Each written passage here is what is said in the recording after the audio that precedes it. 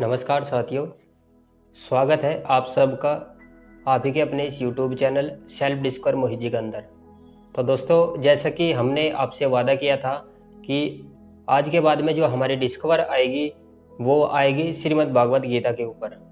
यानी हम गीता के पहले अध्याय से लेकर के और गीता के 18 अध्याय तक यानी पूरी गीता को स्टार्टिंग से लेकर के पढ़ते जाएंगे और उसको समझेंगे और ये भी समझेंगे कि उस गीता का मोटिव सिर्फ वहाँ पर कुरुक्षेत्र के अंदर अर्जुन को ज्ञान देना था या फिर उस गीता का मोटिव हमारे जीवन में भी कुछ महत्व रखता है। तो दोस्तों, सबसे पहले ये जानते हैं कि आखिर ये ज़रूरत क्यों पड़ी श्री कृष्ण भगवान को अर्जुन को एक ज्ञान देने की। यानी गीता का जो ज्ञान है वो श्री कृष्ण भगवान के और अर्जुन के बीच में जो प्रश्न और उत्तर हुए हैं, सवाल और जवाब हुए हैं, उनका ये सार है, उसी को गीता का नाम दिया गया है। और ये प्रश्न क्यों श्री कृष्ण भगवान ने अर्जुन से भी पूछे और क्यों अर्जुन ने भी श्री कृष्ण भगवान से पूछे, तो उसका महत्व क्या है हमारे जीवन में वो हम जानने की कोशिश करेंगे। क्योंकि दोस्तों, उस टाइम पर श्री कृष्ण भगवान के पास में वो अर्जुन था जिसको उन्होंने वो ज्ञान दिया ताकि वो ये समझ सके कि धर्म क्या है, सत्य क्या है, भक्ति क्या है और किस प्रकार से हमें अपना जीवन जीना चाहिए, किस प्रकार से हमें अपना कर्म करना चाहिए और किस प्रकार से हम सबके साथ में मिलजुल करके रह सकते हैं। तो उसका जो मोटिव गीता का है वो यही है कि हमारा जो जीवन है जन्म से लेकर मृत्यु तक, तो किस प्रकार से हमें वो जीवन जीना चाहिए, यही ज्ञान श्री कृष्ण भगवान ने अर्जुन को दिया था। क्योंकि दोस्तों, हम लोग यहाँ पर आने के बाद में यानी इस संसार में जब एक इंसान जन्म लेता है तो वो जन्म के बाद में अपनी इच्छाओं पर अपने मन के वशीभूत हो जाता है और इसी मन के वशीभूत होने के कारण वो कभी भी अपनी जो डीप नॉलेज है यानी अपने आप को नहीं जान पाता है और इसी को अपना आप को जानना कहते हैं। क्यों ये बताया जाता है कि एक इंसान के अंदर एक आत्मा का वास होता है, वो आत्मा होती है तो इंसान जीवित होता है और वो आत्मा ना हो तो इंसान मर जाता है। तो वो आत्मा है क्या? इस गीता में आपको ये सारी चीज़ें जानने को मिलेगी कि क्या है वो आत्मा और क्या है परमात्मा, और परमात्मा कौन है, किसकी हम पूजा करें, किस परमात्मा को हम पूजे जिससे वो हमारे ऊपर जल्दी प्रसन्न हो, या किसकी हमें भक्ति करनी चाहिए। या क्योंकि हमारे पास में देवी देवता भी बहुत सारे हैं तो कुछ लोगों को समझ भी नहीं आ पाता है कि कौन शक्तिशाली ज़्यादा है, किसकी पूजा हमें ज़्यादा करनी चाहिए या किसकी पूजा करने से हमें जल्दी फल मिलता है। तो वे सारी बातें भी इस गीता के अंदर समाई हुई है। यानी आप कह सकते हैं कि जितना भी जो भी सार है हमारी लाइफ का, हमें अपनी लाइफ में कुछ भी करना हो A to Z, वो सारी चीज़ें आपको गीता में जानने को मिल जाएगी। तो मेरा मेन मोटिव यही है कि गीता को हम एक एक वाक्य को आराम से डीप तरीके से पढ़े और पढ़ने के साथ साथ उसकी गहराई में जाए। क्योंकि पढ़ कर के वीडियो बनाना हमारा मकसद नहीं है, हमारा मकसद है गीता को समझना और अन्य लोगों को भी समझाना। क्योंकि बहुत सारे लोग, जैसा मैंने आपको पहले बताया था, कि गीता को पढ़ते जरूर है लेकिन एक धार्मिक पुस्तक मान करके पढ़ते हैं। तो मेरा मकसद यही है कि इसको धार्मिक पुस्तक न बना करके इसको अपने जीवन में धारण किया जाए ताकि ये ज्ञान जो श्री कृष्ण भगवान ने अर्जुन को दिया था उस कुरुक्षेत्र के अंदर, वो ज्ञान हम लोगों को भी प्राप्त हो सके। तो दोस्तों, यहाँ पर आप वो अर्जुन हैं जो इस गीता को धारण कर रहे हैं, क्योंकि वहाँ पर तो भगवान श्री कृष्ण के साथ अर्जुन था कुरुक्षेत्र के अंदर और भगवान श्री कृष्ण उसके सारथी थे, क्योंकि वो सतयुग था और वहाँ पर सतयुग के अंदर देवी देवताओं का और भगवान का सभी का आना जाना रहता था। और ये कलयुग है तो कलयुग में अब भगवान तो हमको आकर के गीता दोबारा बताएंगे नहीं, और ना ही ये ऐसी चीज़ है कि बार बार इसको आकर के भगवान बताएंगे। क्योंकि दोस्तों, जो ज्ञान देना था वो ज्ञान भगवान श्री कृष्ण ने दे दिया और देने के साथ साथ अर्जुन के अलावा ये ज्ञान एक ऐसे इंसान को भी दिया जो इंसान इसका प्रचार इस सृष्टि के अंदर करता रहे, ताकि जो भी धर्म के रास्ते पर चलने वाले लोग हैं या जो भी सही कार्य करने वाले लोग हैं वो गीता को समझ सके और गीता को समझ करके, गीता के ज्ञान को प्राप्त करके भगवान के बारे में भी जान सके और अपने जीवन के बारे में भी जान सके। तो दोस्तों, मेरा मकसद यही है कि जो ज्ञान मैंने इससे अपना अंदर धारण किया है वही ज्ञान आप लोग कोशिश कीजिएगा कि आप लोग भी उस ज्ञान को प्राप्त कर सके। और एक चीज़ और दोस्तों, जब भी आप गीता के ये वीडियो देखें तो कोशिश कीजिएगा कि आप एकांत में बैठ करके देखें या कहीं ऐसी जगह पर बैठ करके देखें जहाँ पर शोर शराबा न हो, क्योंकि यदि इधर आपके आसपास में इधर उधर की बातें होती रहेंगी और आप गीता की वीडियो देखते रहेंगे तो आपको कुछ समझ नहीं आने वाला, क्योंकि इसका हर वाक्य में, हर शब्द में एक पूरा मीनिंग है जो हमारी लाइफ में परिवर्तन लाता है, जो हमको बहुत कुछ सिखाता है। तो इसके हर शब्द में आप कह सकते हैं कि ज्ञान भरा हुआ है। इसीलिए मैं आपको ये एडवाइस दूंगा कि जब भी आप ये गीता की वीडियो देखें या गीता को पढ़े तो ऐसी एकांत जगह पर पढ़े जहाँ पर आपको डीप तरीके से समझ आए, और समझ आने के बाद में जब आपको समझ आएगा तो वो नॉलेज आपके अंदर फीड होगी और जो ज्ञान जो इससे आप प्राप्त करोगे वो आपके अंदर जाएगा, तो आपके ऐसे ही विचार बनेंगे, ऐसा ही आपका व्यवहार होगा, ऐसा ही आपका स्वभाव होगा। तो दोस्तों, यदि आप भी इस गीता ज्ञान को धारण करना चाहते हैं और दोस्तों उस अर्जुन की तरह आप भी वो अर्जुन बनना चाहते हैं कि भगवान श्री कृष्ण आपके भी समीप रहे, आपको भी धर्म का रास्ता दिखाए, आपको भी ज्ञान दे, तो दोस्तों इसके लिए आपको उनके दिए हुए इस ज्ञान को अपने अंदर धारण करना चाहिए। अब इसकी शुरुआत करने से पहले मैं आप लोगों को एक चीज़ और बताता हूँ। ये धर्म युद्ध जो स्टार्ट हुआ था, यानी हुआ तो ये महाभारत के नाम से था, लेकिन ये धर्म युद्ध हुआ था जो कि भगवान श्री कृष्ण ने अपनी गीता के माध्यम से बाद में बताया। दोस्तों, महाभारत होने का कारण था उनकी जायदाद, उनकी प्रॉपर्टी, यानी उस टाइम पर तो राजा हुआ करते थे, तो राजा के टाइम पे वहाँ पर राजा वाली लड़ाई थी और हमारे टाइम पे अब वो राजा वाली लड़ाई नहीं रही। तो उस टाइम पे जो राजा वाली लड़ाई थी उनकी वही जायदाद की, वही राजा बनने की, गद्दी का उत्तराधिकारी कौन बनेगा, इसी के ऊपर उनकी लड़ाई थी। लेकिन इस लड़ाई को बढ़ाते बढ़ाते दुर्योधन ने इतना बढ़ा दिया कि वहाँ पर एक स्त्री के अपमान की बात आ गई थी। जब भरी सभा के अंदर द्रौपदी का चीरहरण हुआ तो वहाँ पर बड़े बड़े योद्धा जैसे भीष्म पितामह और आचार्य द्रोण, कर्ण जैसे धनुर्धारी और बहुत सारे ऐसे और भी लोग थे जो उनकी सभा में शामिल थे, जो सत्य के मार्ग पर थे, जो धर्म का पालन करते थे। लेकिन वे लोग भी जब द्रौपदी का चीरहरण होते रहा तो वे लोग भी शांत रहे, और इसका महाभारत का जो मेन कारण बना वो यही बना कि एक भरी सभा में एक स्त्री का अपमान होता रहा, और उस अपमान को जो लोग धर्म के मार्ग पर थे, जो लोग सत्य को मानते थे, जो लोग अपने आप को ये कहते थे कि मैं अधर्मी नहीं हूँ, मैं पापी नहीं हूँ, मैं सत्य के साथ हूँ, मैं धर्म के साथ हूँ, वे लोग भी उस वक्त चुप रहे। तो दोस्तों, पहले स्टार्टिंग में बात प्रॉपर्टी की थी, जायदाद की थी, उत्तराधिकारी की थी, लेकिन बाद में उसमें परिवर्तन आ गया एक स्त्री के अपमान के कारण। दोस्तों, गीता से पहले भी हमको बहुत सारी चीज़ सीखने को मिलती है महाभारत से, किस प्रकार से वे लोग अधर्मी बने और जो लोग धर्म के साथ भी थे वे लोग क्यों अपने धर्म का पालन नहीं कर पा रहे थे। तो ये चीज़ भी आपको सीखने को मिलेगी,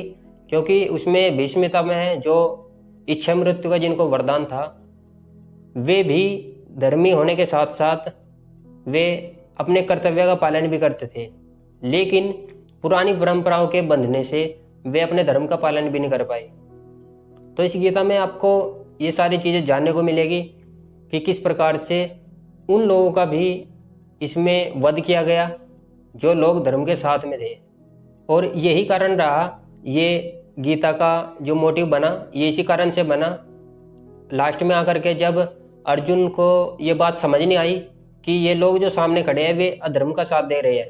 उन्होंने जानबूझकर भले ना दिया हो लेकिन अनजाने में जरूर दिया है, क्योंकि एक स्त्री का भरी सभा में उस वक्त अपमान हो रहा था, और उसी अपमान के चलते वहाँ पर सारे जितने भी धर्मी लोग थे वे भी चुपचाप खड़े रहे, जबकि उनके हाथ में सब कुछ था। भीष्म पितामह यदि चाहते तो अपने कुछ ही बाणों में पूरी सभा को समाप्त कर देते और सारे अधर्मियों का नाश भी हो जाता। लेकिन नहीं, वे सिर्फ अपनी यानी जो पुरातन परंपराएं होती है, हमारी भी जो बनी हुई है, हम लोगों को सिखाई जाती है, पुरानी हमारी ये परंपराएं चली आ रही है, हमको लोगों को भी यही सिखाया जाता है। तो दोस्तों वे चीज़ें हमें अपने आप में पूछनी पड़ेगी अपने आप से कि ये चीज़ें क्या आज के टाइम पे सही है या नहीं है। क्योंकि परंपराओं में बंध तो जाते हैं लोग, लेकिन उन परंपराओं का कहाँ पर उपयोग करना है, कब तक करना है, ये नहीं जान पाते। बस पीढ़ी दर पीढ़ी वही परंपराएं बच्चों को सिखाते रहते हैं, जबकि उन परंपराओं की जब आवश्यकता थी तब उसका उपयोग किया गया था, लेकिन आज उसका शायद उपयोग ना हो। तो ये चीज़ हमको अपने आप से पूछनी पड़ेगी, अपने आप ही जाननी पड़ेगी कि उन परंपराओं को हमको निभाना चाहिए या नहीं निभाना चाहिए। जिस प्रकार से भीष्म पितामह परंपरा निभा रहे थे, गंगा माता के पुत्र थे वे, और सब चीज़ें सब शक्तियाँ उनके पास में थी, लेकिन उसके बावजूद वे पुरानी परंपराओं में बंध करके उस धर्म का पालन नहीं कर पाए जिस धर्म को भगवान श्री कृष्ण ने कहा है। तो दोस्तों इसीलिए आवश्यकता पड़ी श्री कृष्ण भगवान को अर्जुन को एक ज्ञान देने की, उसको समझाने की कि धर्म क्या है, भक्ति क्या है और कर्तव्य क्या है, कर्म क्या है, तुम्हारे जीवन का कर्तव्य क्या है, क्यों तुम इस संसार में आए हो और तुम्हारी मुक्ति कैसे होगी, मुक्ति होने के बाद में तुम कहाँ पर जाओगे,